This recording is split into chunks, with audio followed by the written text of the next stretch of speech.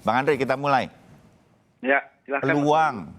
Peluang. Semua kader kemarin di KLB sudah menyatakan Pak Prabowo aja lagi 2024 dan Pak Prabowo masih akan melihat 1,5 tahun lagi gitu. Nggak ada calon lain memang, sudah Gerindra. Andre Rosiade tidak berani maju. Pagi Bang Ahmad Muzani segala sesuatunya. Yang muda-muda nggak dicoba 2024, Bang Andre? Ya, Mas Bayu, ini kan partai Gerindra ini partai kader, partai yang mengambil keputusan selalu berjenjang. Ya. Nah, dalam Februari 2020 dan Maret 2020 itu kami mengadakan namanya Rapimda. Rapimda Partai Gerindra di seluruh Indonesia. Nah, Rapimda itu memutuskan dan mengusulkan nama Pak Prabowo sebagai Ketua Umum, Ketua Dewan Pembina, dan juga calon Presiden 2024. Lalu hasil-hasil Rapimda dari seluruh Indonesia ini kami bawa dalam Rapimnas 4 Juni 2020 yang dilaksanakan secara virtual. Di situ pun disampaikan kami mengusung Pak Prabowo sebagai Ketua Umum, Ketua Dewan Pembina, dan juga Ketua Dewan Pembina. Calon Presiden 2024. Nah, dalam Kongres luar biasa 8 Agustus 2 hari yang lalu, di situ kembali ditegaskan dan tidak ada satupun kader peserta kongres yang menyebut nama lain. Nah, bicara kaderisasi tokoh-tokoh muda yang berkualitas dan capable banyak di Gerindra. Tapi permasalahannya akar rumput kami memang meminta Pak Prabowo. Nah, jadi ini bukan karena keinginan Pak Prabowo, bukan karena ambisi Pak Prabowo, tapi memang karena permintaan dan keinginan kami pendukung beliau dan kader beliau yang memang melihat bahwa Pak Prabowo lah yang layak dan pantas untuk memimpin Indonesia 2024 ke depan. Tapi layak pantas kan satu hal, Bang Andre. Luar biasa. Ya, gimana Mas Bayu?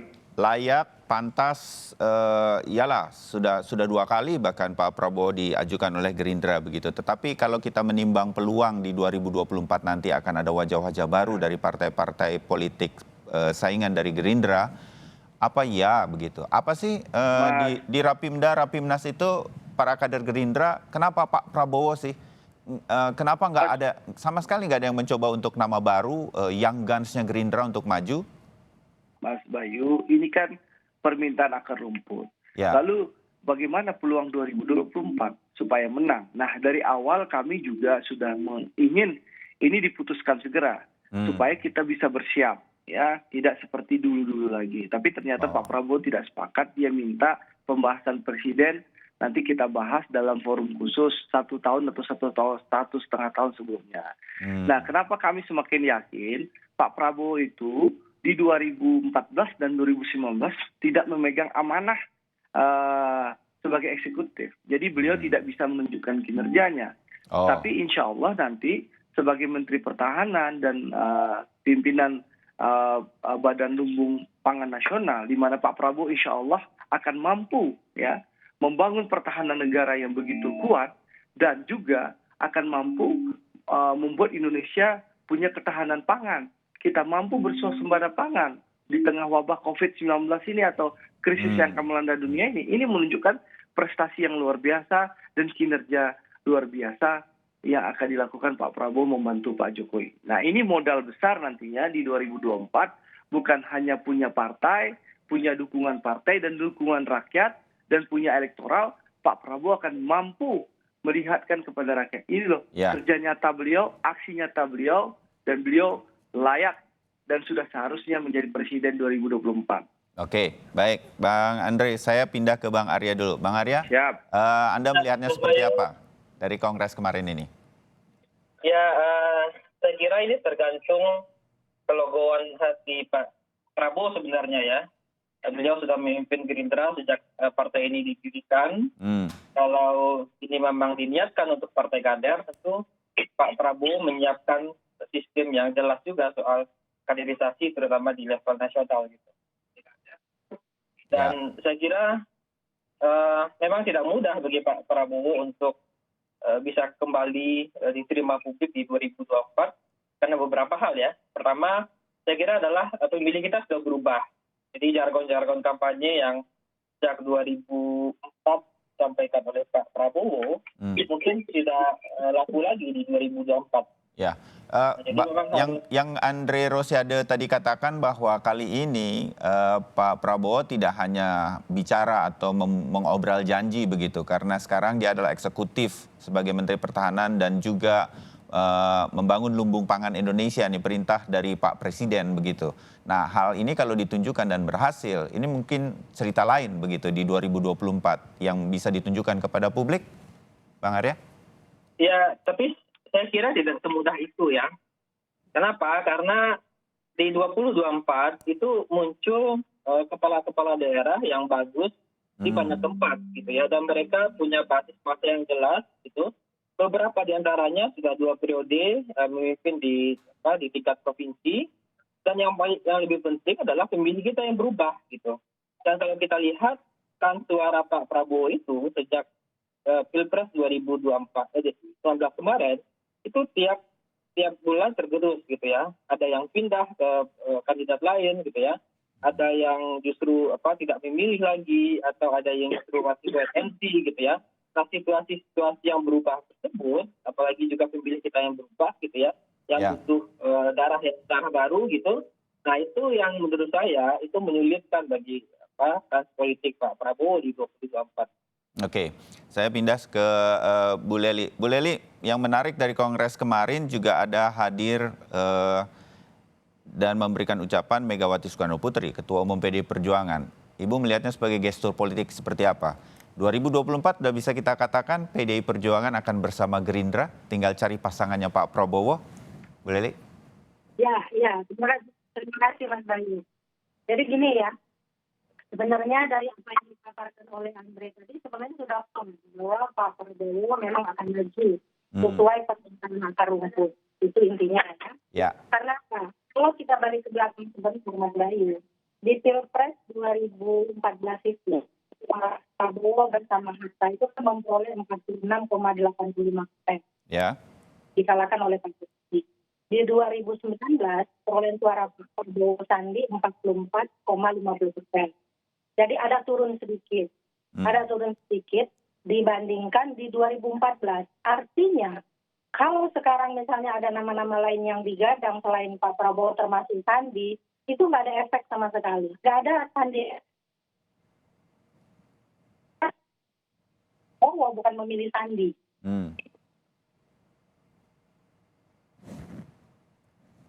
Halo Ibu Leli.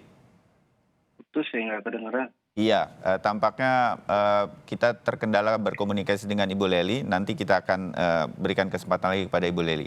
Bang Andre dulu deh ya, berkaitan dengan komentar dari Bang Arya dan juga Ibu Leli bahwa hati-hati nih, belum tentu nama Pak Prabowo ini sedemikian rupa sama melambungnya, sama kemudian populernya begitu. Ini juga diperhatikan oleh Gerindra? Ya, kami tentu memperhatikan ini sama seperti setahun atau 1,5 tahun sebelum pemilu 2019 ya. Yang memang Pak Prabowo dinyatakan sudah tidak layak lagi, tidak laku lagi, silahkan cari pemimpin yang lain. Ternyata kan dalam pemilu 2019 kemarin Pak Prabowo memberikan perlawanan yang luar biasa kepada Pak Jokowi. Ya, kalau kami tidak dicurangi, ya tidak melawan kekuatan lain selain partai politik pendukung Jokowi, mungkin Pak Prabowo yang sudah memenangkan, ya, tapi sudahlah, itu sudah berlalu dan kami sekarang juga bersatu dalam pemerintah dan Pak Prabowo sudah menginstruksikan kami semuanya untuk mendukung pemerintahan Pak Jokowi ini dan membantu serta bahu-membahu agar pemerintah ini sukses. Ya, Mas Bayu, dari awal kami seluruh kader menginginkan segera deklarasi. Jadi ada waktu 4 tahun untuk mempersiapkan ini. Tapi sekali lagi tadi Pak Prabowo tidak mau dan beliau akan mengambil keputusan yang objektif dan rasional nanti di 2023. Apakah beliau yang maju atau figur yang lain. Nah, tapi tentu ini ada yang berbeda Mas Bayu dengan 2014 dan 2019. Sekarang Pak Prabowo juga punya panggung. Nah, memang setahun kemarin dari pelantikan Menteri sampai Kabinet. Kemarin memang Pak Prabowo tidak banyak muncul karena memang beliau adalah pembantu presiden. Beliau tidak ingin menunjukkan dan selalu ingin bekerja secara kolektivitas. Tapi saya punya keyakinan masyarakat tentu akan memantau. Di saat nanti Pak Prabowo berhasil mewujudkan cita-cita kampanye beliau selama ini membangun pertahanan negara yang kuat. Negara Indonesia punya pertahanan yang punya efek gentar di negara lain. Itu salah satu janji beliau di kampanye dulu. Lalu bagaimana Presiden sekarang percaya kepada Pak Prabowo dan memberikan amanah Pak Prabowo untuk memimpin Badan Lumbung Nasional, Food Estate ini, atau Badan Cadangan Logistik Strategis ini. Nah, itu juga bagian dari kampanye Pak Prabowo di 2019 untuk bersuasembada pangan, suasembada energi. Nah, insya Allah ini kalau bekerja keras dengan tim yang dibentuk oleh Presiden, Pak Prabowo, Menteri Pertanian, Menteri PUPR, dan Menteri BUMN. Nah, ini juga berhasil beliau menjalankan amanah Presiden. Ini tentu ini prestasi juga. Dan satu lagi Mas Bayu, orang boleh punya elektabilitas, punya popularitas, tapi belum tentu punya tiket, Mas Bayu. Ini penting juga dibahas oleh pengamat, bahwa Pak Prabowo sudah punya tiket dari Partai Gerindra 14%. Tinggal cari satu partai menengah lagi untuk maju untuk mencukupkan syarat presiden threshold 20%. Itu PDI Perjuangan begitu? PDI Perjuangan itu Bang Andre? Tadi, ya, termasuk bisa juga berkoalisi dengan PDI Perjuangan. Yang disampaikan Mas Arya Fernandes tadi, soal-soal kepala daerah itu. Kepala daerah itu ada yang berhenti tahun 2022, satu. Di mana pemilu kada akan dilaksanakan 2024 atau 2025. Otomatis yang berhenti 2022 akan kehilangan ekspos media dan panggung. Lalu juga sekali lagi, apakah mereka punya partai politik untuk mendukung mereka atau tidak? Jadi banyak hal, ya, bukan hanya hitung-hitungan popularitas dan elektabilitas, bukan hanya soal hitung-hitungan aspek kuantitatif, tapi juga ada aspek kualitatif yang akan menjadi dasar setiap calon. Nah, kami berhitung betul soal ini, dan sekarang Partai Gerindra, Pak Prabowo sudah menyampaikan kita siap berkoalisi bekerja sama dengan partai apapun dalam bingkai semangat NKRI dan Merah Putih. Saya sedikit menjelaskan apa yang dimaksud Bang Andre untuk pemirsa Sapa Indonesia. Jadi untuk menyamakan nanti pilkada betul-betul serentak seluruh Indonesia, 2022 ada yang di kepala daerah itu akan berhenti, termasuk DKI Jakarta. Selama 2 tahun ada demisioner diambil oleh pemerintahan secara dari bawah, mungkin sekda begitu, pemirsa Sapa Indonesia. Jadi 2024 ada yang selama 2 tahun kehilangan panggung. Saya menyebutnya begitu. Ada yang 2023 juga sudah berhenti. Juga berhenti. Ada yang 1 tahun kehilangan panggung sebelum 2024. Yang dimaksud Bang Andre tiket atau biasa disebut sebagai kendaraan politik adalah partai politik. Gerindra memang dibangun untuk Pak Prabowo. Kira-kira hal semacam ini yang dimaksudkan oleh Bang Andre Rosiade, bahwa Gerindra mendukung Pak Prabowo, begitulah. Ya, saya betul kan kalau mengatakan juga Gerindra pasti mendukung Pak Prabowo. Nah, inilah yang sudah memastikan kalau ya Pak Prabowo mau maju, sudah punya partai politik untuk maju. Yang lain mungkin populer, mungkin hebat di pemerintah daerah, tapi belum punya partai politik. Kira-kira begitu. Bu Lely, dan waktu masih panjang. Ya, saya ingin kasih kesempatan Bu Lely. Mudah-mudahan komunikasinya sudah tersambung. Bu Lely, berkaitan dengan ini dan sedikit mengenai PDI Perjuangan yang di lirik-lirik tampaknya nih kan makin mesra menjelang 2024. Betul nggak, Bu? Silakan.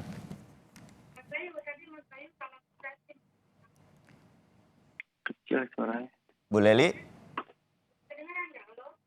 Oh ya, Ibu Lely suaranya masih ada masalah teknis tampaknya. Kita coba lagi, tetapi setelah jeda nanti mudah-mudahan kita bisa mendengarkan analisa dari Lely Ariana, analis komunikasi politik, dan juga Arya Fernandes. Kami masih akan kembali, tetap bersama kami.